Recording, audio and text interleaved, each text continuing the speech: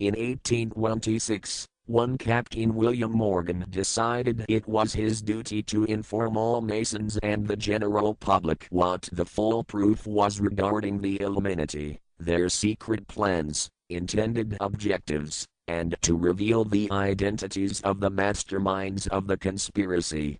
The Illuminati promptly tried Morgan in absentia and convicted him of treason. They ordered one Richard Howard, an English Illuminist, to carry out their sentence of execution as a traitor. Morgan was warned and he tried to escape to Canada, but Howard caught up with him near the border, near the Niagara Gorge to be exact, where he murdered him. This was verified in a sworn statement made in New York by one Avery Allen to the effect that he heard Howard render his report of the execution to a meeting of Knights Templars in St. John's Hall in New York.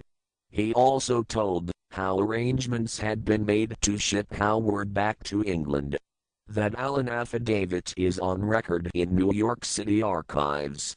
Very few Masons and very few of the general public know that general disapproval over that incident of murder caused approximately half of all the Masons in the northern jurisdiction of the United States to secede. Copies of the minutes of the meeting held to discuss that matter are still in existence in safe hands, and that all that secrecy emphasizes the power of the masterminds of the Illuminati to prevent such terrible events of history from being taught in our schools. In the early 1850s, the Illuminati held a secret meeting in New York which was addressed by a British Illuminist named Wright. Those in attendance were told that the Illuminati was organizing to unite the nihilist and atheist groups with all other subversive groups into an international group to be known as communists. That was when the word communist first came into being, and it was intended to be the supreme weapon and scare word to terrify the whole world and drive the terrorized peoples into the Illuminati one world scheme. This scheme, communism, was to be used to enable the Illuminati to foment future wars and revolutions. Clinton Roosevelt, a direct ancestor of Franklin Roosevelt, Horace Greeley, and Charles Dana, foremost newspaper publishers of that time, were appointed to head a committee to raise funds for the new venture. Of course, most of the funds were provided by the Rothschilds, and this fund was used to finance Karl Marx and Engels when they wrote Das Kapital and the Communist Manifesto in Soho, England. And this clearly reveals that communism is not a so-called ideology, but a secret weapon, a bogeyman word to serve the purpose of the Illuminati. Weishaupt died in 1830, but prior to his death, he prepared a revised version of the age-old conspiracy, the Illuminati, which under various aliases was to organize, finance, direct, and control all international organizations and groups by working their agents into executive positions at the top. In the United States we have Woodrow Wilson, Franklin Roosevelt, Jack Kennedy, Johnson, Rusk, McNamara, Fulbright, George Bush etc., as prime examples. In addition, while Karl Marx was writing the Communist Manifesto under the director of one group of Illuminists, Professor Karl Ritter of Frankfurt University was writing the antithesis under the direction of another group.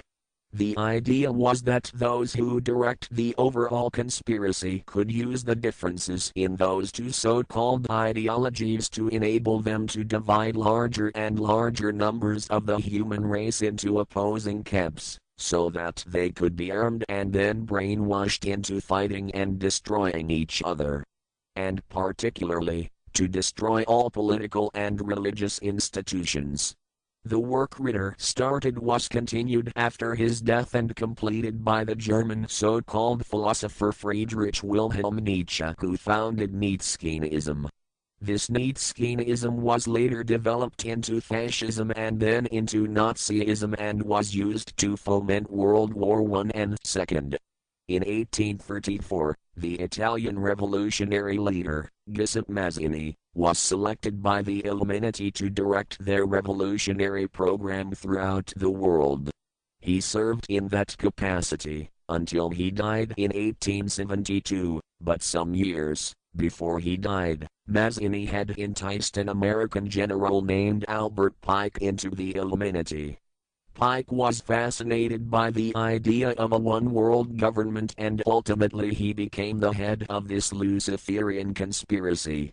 Between 1859 and 1871 he, Pike, worked out a military blueprint for 3 world wars and various revolutions throughout the world which he considered would forward the conspiracy to its final stage in the 20th century.